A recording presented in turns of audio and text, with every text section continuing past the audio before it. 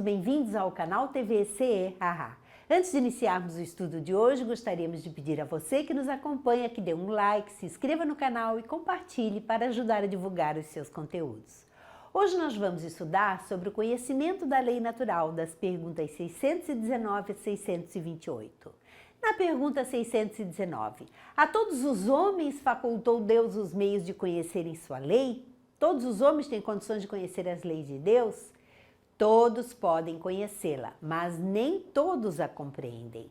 Os homens de bem e os que se decidem a investigá-la são os que melhor a compreendem.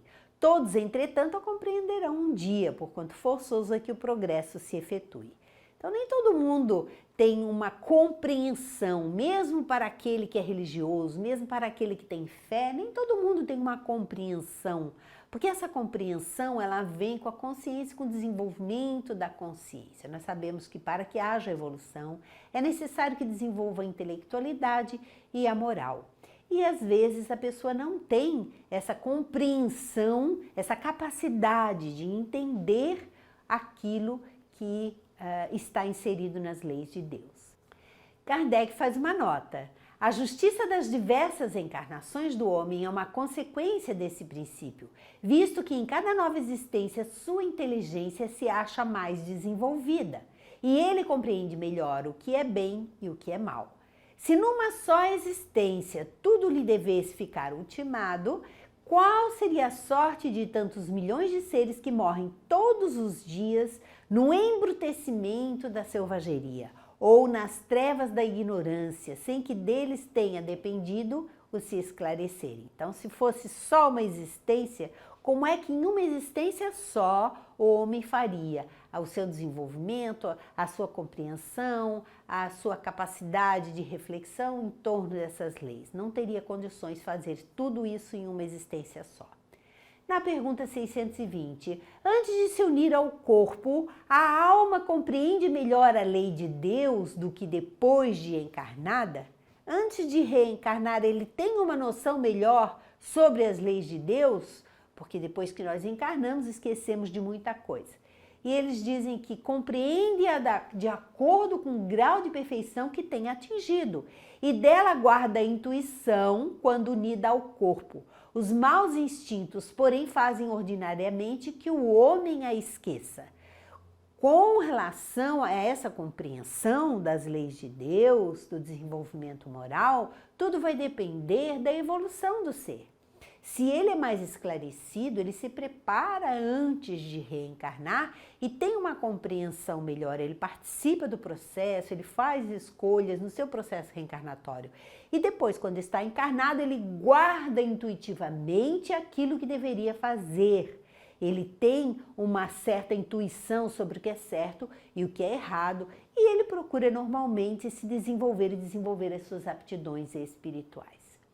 Na pergunta 621, onde está escrita a lei de Deus? Na consciência, dizem os espíritos. Por isso nós não podemos fugir à lei de Deus, porque tudo está gravado em nós.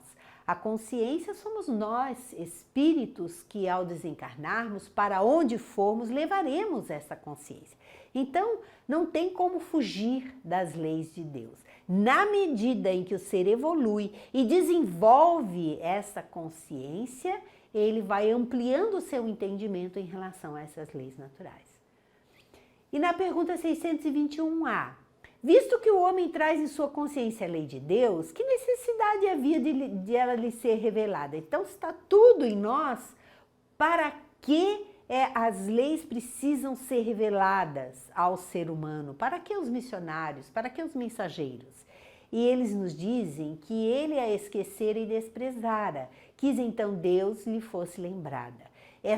Esses mensageiros, essas revelações que nós temos do mundo espiritual, tudo isso nos serve para reforçar, para relembrar. Assim como nós precisamos, por exemplo, de uma boa leitura todos os dias, para reavivar em nós os conhecimentos que os espíritos nos trouxeram, porque isso nos torna mais fortes, mais conectados com a espiritualidade superior. Porque se nós vivermos só em função das coisas materiais, de trabalhar, das necessidades materiais, nós esquecemos facilmente as leis divinas. E muitas vezes nos envolvemos tanto com a materialidade que nos perdemos e perdemos muitas oportunidades reencarnatórias. Na pergunta 622, confiou Deus a certos homens a missão de revelarem a sua lei? E eles lhe respondem indubitavelmente. Em todos os tempos houve homens que tiveram essa missão. São espíritos superiores que encarnam com o fim de fazer progredir a humanidade. E assim reencarnaram tantos missionários, mensageiros. Além de Jesus, o governador do planeta, ele enviou centenas de espíritos em todas as épocas da humanidade, em todas as civilizações, as culturas existentes. Ele enviou seus mensageiros para lembrar ao ser humano, para ensinar ao ser humano o que são essas leis divinas e a importância delas nas nossas vidas. E na pergunta 623, os que têm pretendido instruir os homens na lei de Deus, não se enganaram algumas vezes, fazendo-os frequentemente transviar por meio de falsos princípios? Quantos se arvoraram em profetas e em missionários, mas visavam os seus interesses pessoais? E por incrível que pareça, sempre arrebanharam pessoas crédulas que acabaram por cometer muitas atrocidades, inclusive suicídios coletivos. E eles respondem assim: certamente podem ter dado a causa que os homens se transviassem aqueles que não eram inspirados por Deus e que por ambição atribuíram-se a uma missão que lhes não fora confiada. Todavia, como eram afinal homens de gênio, mesmo entre os erros que ensinaram, grandes verdades muitas vezes se encontram.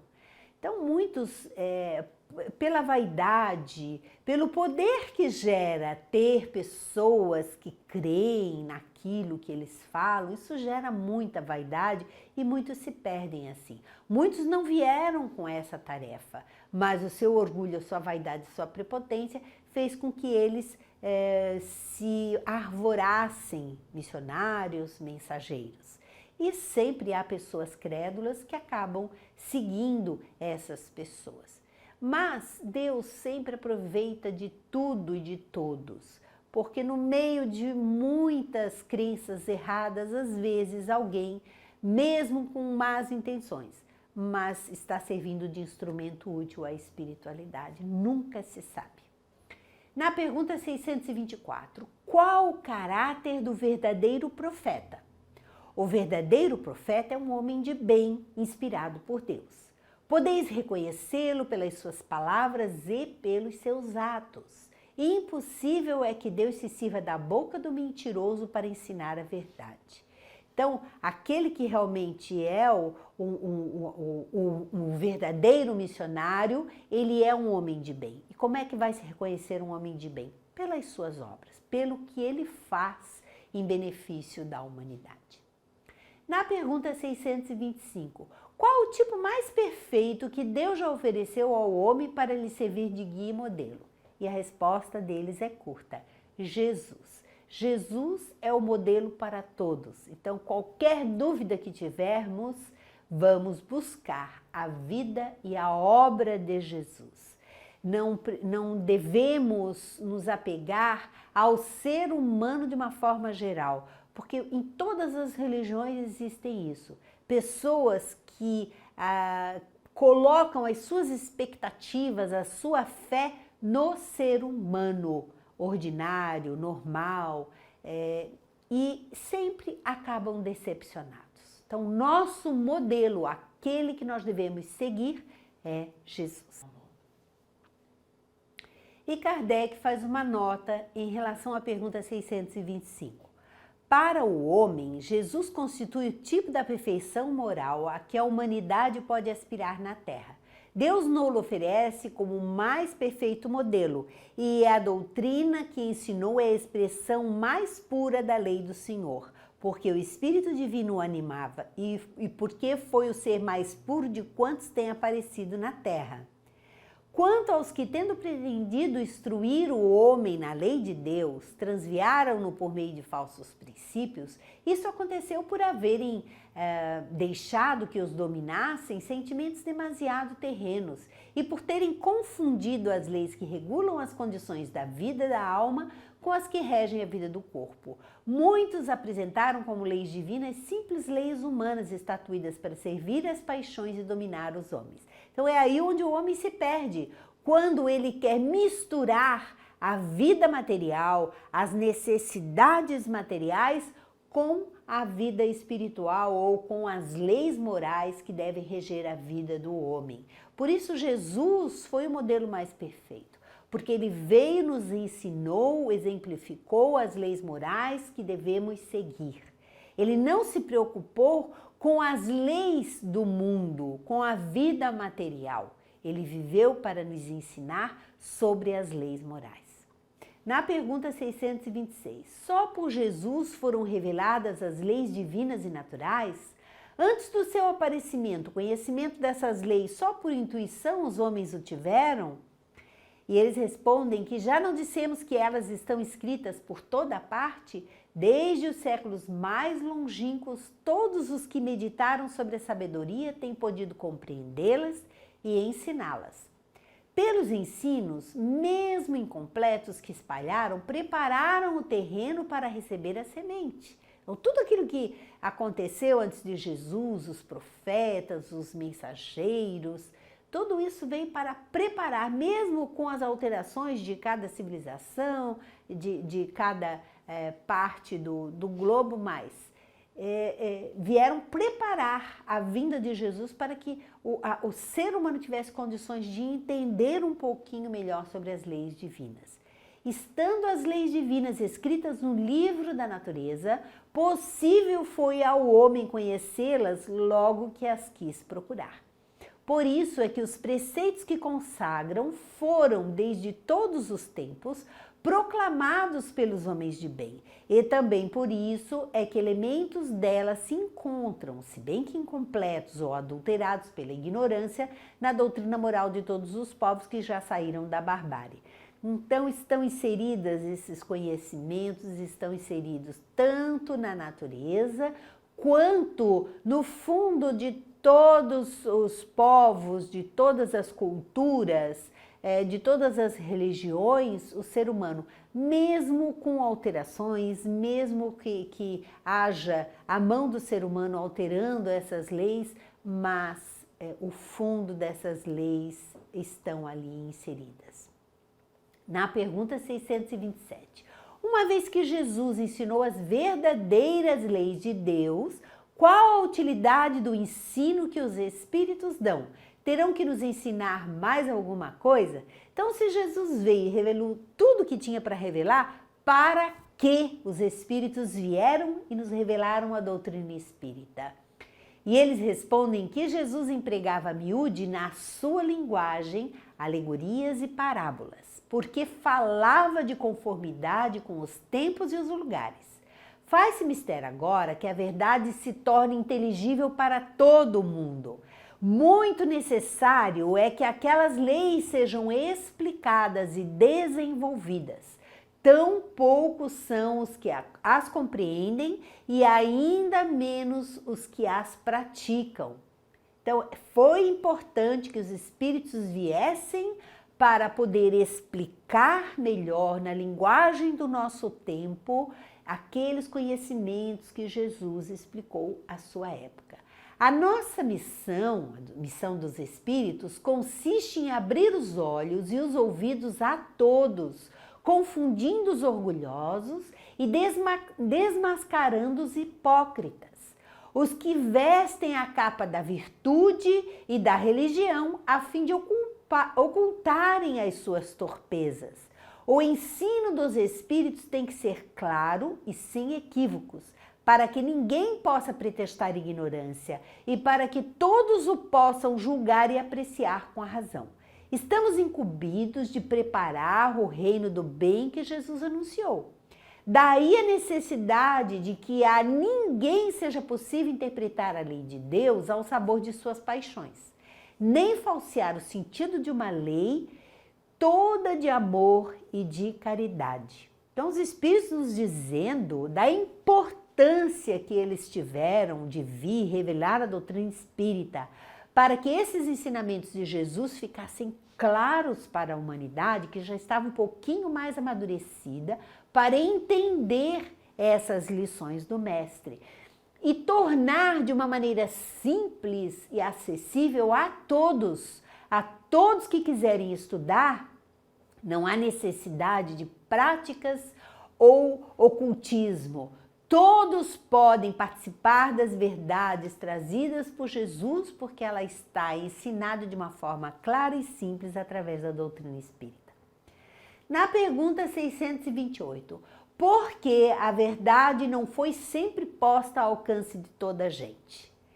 Importa que cada coisa venha a seu tempo. A verdade é como a luz. O homem precisa habituar-se a ela pouco a pouco. Do contrário, fica deslumbrado. Que é o que aconteceu com muita gente que tomou o conhecimento de uma maneira profunda de determinados ensinamentos e se perdeu por não ter moral, por não ter consciência desenvolvida para lidar com aquele conhecimento. Jamais permitiu Deus que o homem recebesse comunicações tão completas e instrutivas como as que hoje lhe são dadas. Havia, como sabeis, na antiguidade, alguns indivíduos possuidores do que eles próprios consideravam uma ciência sagrada e da qual faziam mistério para os que, a seus olhos, eram tidos por profanos. Conhecimento sempre existiu, mas de uma maneira oculta, restrita a determinado número de pessoas. Pelo que conheceis das leis que regem esses fenômenos, deveis compreender que esses indivíduos apenas recebiam algumas verdades esparsas, dentro de um conjunto equívoco e, na maioria dos casos, emblemático. Entretanto, para o estudioso, não há nenhum sistema antigo de filosofia, nenhuma tradição, nenhuma religião que seja desprezível. O estudioso, ele vai estudar e saber colocar cada coisa no seu lugar. Agora, pois em tudo há germes de grandes verdades, que se bem pareçam contraditórias entre si, dispersas que se acham em meio de acessórios sem fundamento, facilmente coordenáveis se vos apresentam, graças à explicação que o Espiritismo dá de uma imensidade de coisas que até agora se nos afiguraram sem razão nenhuma e cuja realidade está hoje irrecusavelmente demonstrada. Não desprezeis, portanto, os objetos de estudo que esses materiais oferecem. São muito ricos e podem contribuir grandemente para a vossa instrução. E os Espíritos nos afirmam que nós devemos nos dedicar ao estudo. Quando nós nos dedicamos ao estudo, nós temos uma verdadeira consciência do que devemos fazer das nossas vidas aqui na Terra. E quando vamos partir para o plano espiritual, o despreendimento é muito mais facilitado pelo conhecimento que essas leis naturais que a doutrina espírita nos traz, nos ensina, nos fornece meios de entendermos e de nos desligarmos do mundo material com muito mais facilidade. Então, todo esse conhecimento, ele veio no momento certo para a humanidade. Houve todo um propósito da espiritualidade que não trabalhou aleatoriamente. Trabalharam sob a coordenação de Jesus e tudo muito bem planejado, para que hoje nós, como humanidade, possamos ter acesso a esses conhecimentos. Basta que peguemos qualquer livro espírita, nós temos condições de estudar. Temos acesso aos nossos centros espíritas, aos grupos de estudo. Então, todas essas ferramentas para o nosso desenvolvimento pessoal e espiritual estão acessíveis para todo aquele que deseja realmente estudar e se aperfeiçoar. Assim, nós encerramos mais um módulo do Livro dos Espíritos. Muito obrigada e até o próximo encontro.